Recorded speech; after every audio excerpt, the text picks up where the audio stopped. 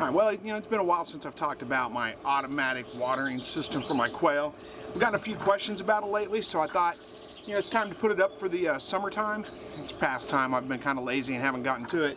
And my old bucket is shot, so I thought, well, we'll just show some video here, show you guys how I put together my, I guess you can call it automatic feed, gravity feed watering system, whatever it is. We're going to show you how this is put together. It's pretty simple, straightforward. This bucket is just old. It broke, so I'm going to make a brand new one, and this is the bucket I'm going to use. So the only thing I would say about the bucket is make sure it's food grade. Other than that, it doesn't really matter. You can go however big you want. You are going to have to set this higher than the watering system is, and then where the quail are actually going to get the water, because it's gravity fed. If it sits lower than that, it won't feed water to it. Hopefully that makes sense. Alright, so the main part we're going to be using is this bulkhead right here. This is a 1/2 inch bulkhead. It's got a, I believe, a 3/4 inch threaded section right there. I already have the adapter that threads into the bulkhead to hook the hose to. I'm not going to take all that apart to show you. All the parts are in my Amazon shop, which is linked below. If you need them, you can pick them up. But this bulkhead is really the key to attach the hose to the bucket without it leaking. And this is an old used one because, well, I mean, there's no sense in buying a brand new one. I just took it out of my old bucket, and we're going to put it in this one. And the only thing, I mean, I got to drill a hole in the bucket to put this through. That's pretty much it. This is a, oh, let's see what size. I think this is the right size. Hopefully this is the right size. What is this, 1/2 inch? No, 1 1/4 inch hole saw. That's what I'm going to be using. It doesn't really matter where you put the hole on the bucket, but you don't want it right down at the very bottom of the bucket. You want it up just a little bit, maybe just an inch or two, for a couple of reasons. One is to be able to get your hands in there and screw everything together. The other reason is, you don't want the sediment that gathers at the bottom of the bucket, any sediment at all that gets in there is going to gather at the bottom. You don't want that going through your watering system. So, I mean, there's no real measurements here. Let's see, how do I want this? I don't think it really matters. We're going to go, let's just go on the bare side. And I'm just going up, you could probably see just an inch or two, just so it's not right on the bottom, and drill a hole.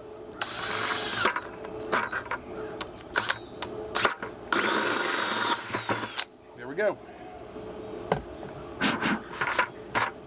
Clean that up just a little bit so I don't have a bunch of plastic pieces in there, and we should be good.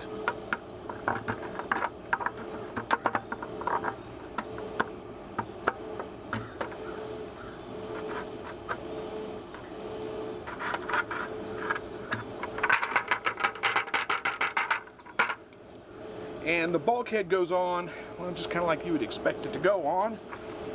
You've got several pieces here. So this has got a washer. There's a rubber washer right there. You can probably see it.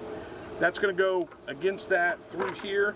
You've got another little plastic washer right here that goes on the inside with the nut that screws on. And this is reverse thread, so it's a little bit weird. You got to remember which way it tightens. But that's it. Just put it on there and screw it on. That's all that's all there is to it.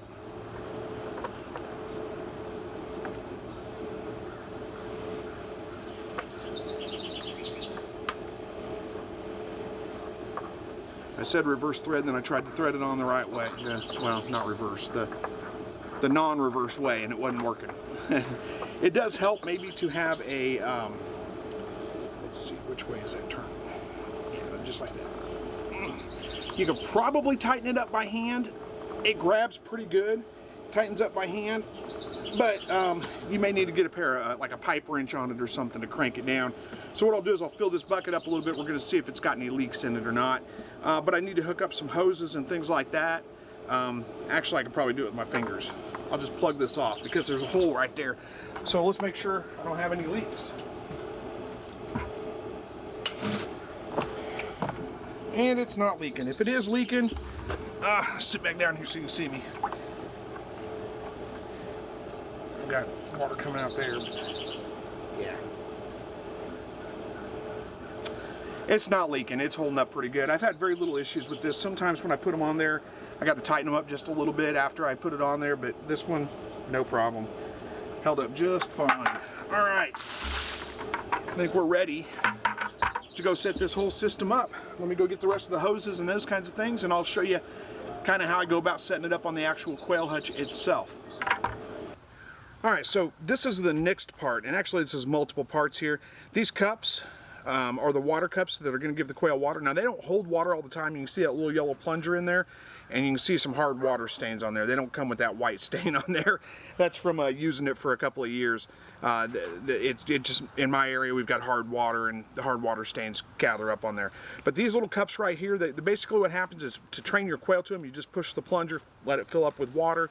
They'll get a drink out of it, and then as the water level drops, when they try to get the last couple of drops of water, they'll hit that plunger and let water out. They'll figure it out pretty quick. It's pretty easy to train them to do this. And you can take these cups apart and all this kind of stuff. They screw into these little T's. Let me show you. I don't know if I can get it off there or not. There we go. They screw into these little T's right here. Now, I have both the cups and the T's in my local, or in my Amazon shop, so you can pick those up. And then I just cut a piece of PVC pipe to fit, so you get a little bit of spacing in between each one. And you can tell I'm not consistent with my space. It doesn't matter. The birds are going to use it just fine.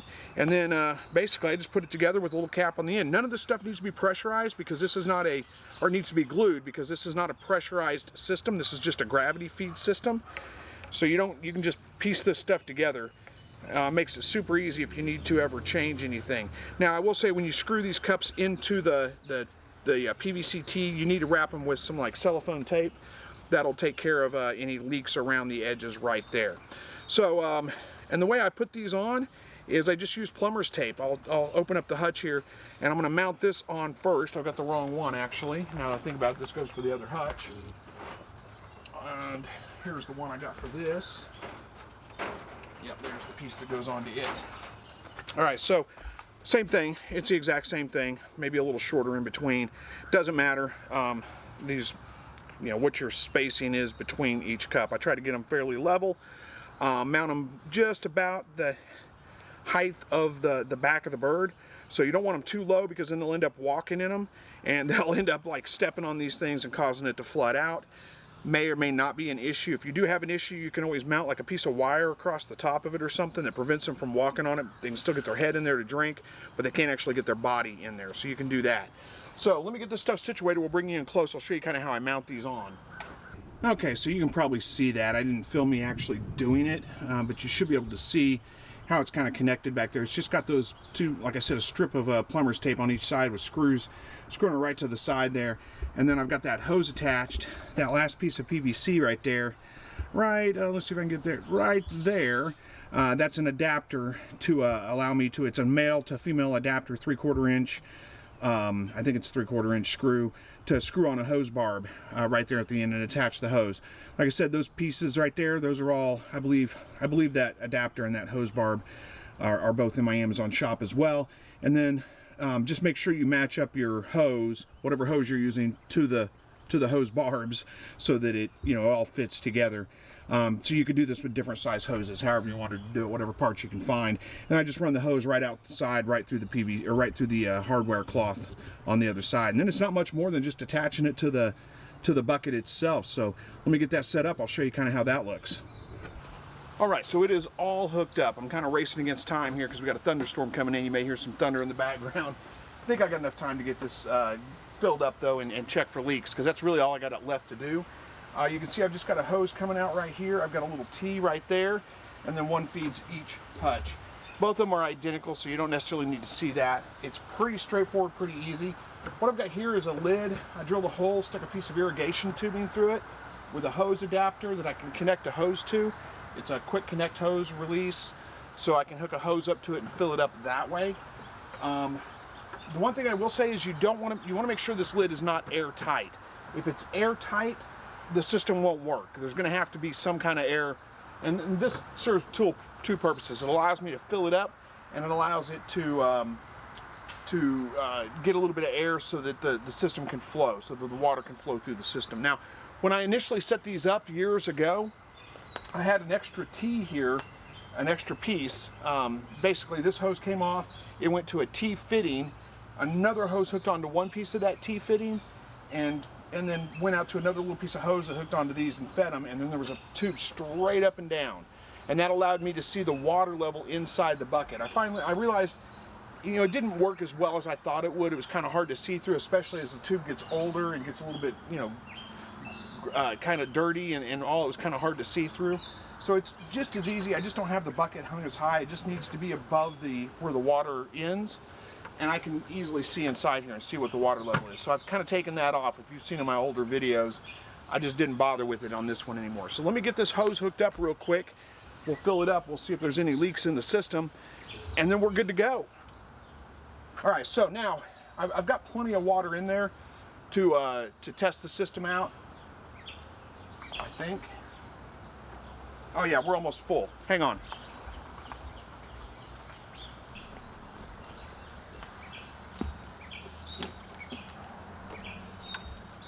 So now what I need to do is I need to release the pressure over here because there's air in the lines, so no water's flowing through the system just yet. I'm just gonna reach inside there, push the plunger down on one of the cups until all the air comes out and water starts coming and filling up the cups. And I need to fill them up anyway because, I'm off camera, aren't I? I need to fill them up anyway because these birds have not drank out of these cups before. I don't know if they have or not, but either way, I need to let them know that's where the water is. I can't remember. I'm pretty sure they have. I gotta take my hat off to stick my head inside here. But honestly, either way, need to make sure they know where the water is. You can see, you probably can't see it, but water's flowing through there. I can see it going. There we go. Make sure all the cups are working. There we go. A little bit of air in the lines. That's perfectly all right.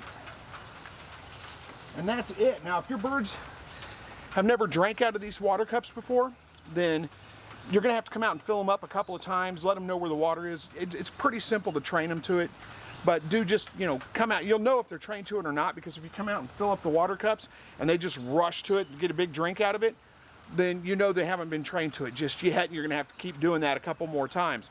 If you fill up the water cups and they're just kind of nonchalant about it, you know they're getting drinks, they're getting plenty of water. You don't need to worry about filling them up anymore. The birds will get them. And that's one of the things I really like about these cups is they don't hold water in them all the time. So, you know, if you look in there and it's dry, that's normal.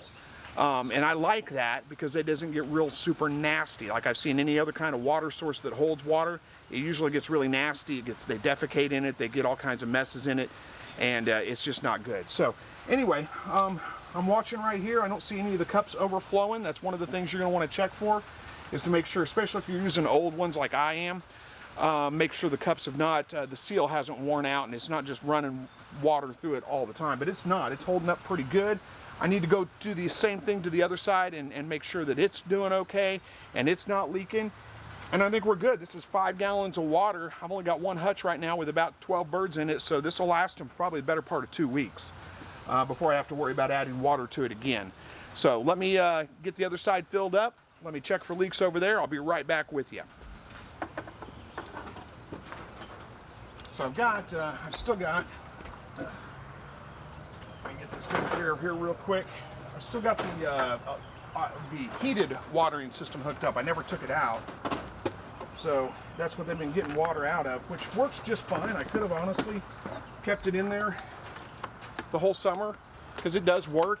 But it's sitting on the wire of the cage, so it puts a lot of weight on the bottom of the cage, and it's filthy. It needs to be cleaned off. I don't know how well you can see that, but the lid is just completely dusty. So it's time to take this out, put it up. Switched them over. They'll figure out where that water is pretty quick. Yeah, they're already drinking out of it. Don't know if you can see that. I'll bring the camera in for you. Maybe you can see them back there. They're already drinking out of that. They'll figure that out real quick. I think they remember it because I believe these birds were on it last year before I took it down. I just can't remember honestly. But they know where the water is. They're acting like they haven't had a drink of water in a while, even though their water was not empty. Well, that's a pretty simple way to set up a gravity-fed water system. These cups have lasted me for several years. Every once in a while you have to replace one because the seal gets bad, or it gets something stuck in it. You can kind of take it apart and clean it out, put it back together. It may work. But if it's leaking, you may have to replace a cup. But for the most part, these cups have lasted me for years. This whole system I've had together for probably 5 years now, I think. I take it down in the wintertime, I put it back up in the spring, usually a little earlier than I have now, but I was a little bit lazy and they were getting water and there was no reason to change it out. But anyway, works great for my birds. Hopefully you guys learned something if you needed to know. And again, check the link down below because I do have discounts for different products and things in my link below. I also have a link to my Amazon shop, which has all the parts. It doesn't have the bucket because you can buy a bucket cheaper locally probably than you can on Amazon. But it does have all the other parts, I believe, that I used in this build. You should be able to figure it out. It's not really that difficult. It's pretty straightforward. I will tell you, if you have a problem with getting the hoses on the barbs, that's usually pretty easy. But if you have to take them off and you're having a problem getting them off the barbs, take a heat gun or something and kind of warm it up a little bit and they'll come right off. Much easier when they're warm. If they're cold, it's almost impossible to just pull that thing off that barb. But if you heat them up a little bit, warm them up, hair dryer would probably work too. It makes it a lot easier to get them off. So anyway, thank you guys so much for watching. Hopefully you enjoyed this video. As always, God bless. I got to go inside before the thunderstorm comes in. Take care.